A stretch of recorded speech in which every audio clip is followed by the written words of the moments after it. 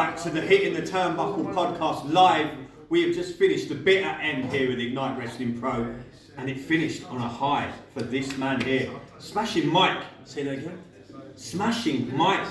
Smashing Mike. Damn straight. Challenging now for the Ignite Wrestling Pro Heavyweight Championship of the World at our very own. I don't know who is this dude. Challenging for the title. Buckle up. Bring it home. Gotta bring it home for us. It's got to be done. You need to remember, you lot, undefeated in singles action. Corey keeps on talking about challenges. Don't get twisted. His opposition have been very, very difficult. But at the end of the day, there's only one Smashing Mike. He ain't ready for the smoke. Don't forget, I know what his style is. I've been studying Corey. He ain't ready for this. Smoke.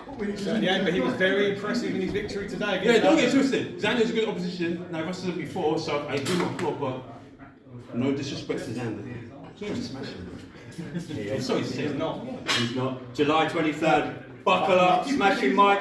Corey McRae. Get your tickets now. And I just told you what it is.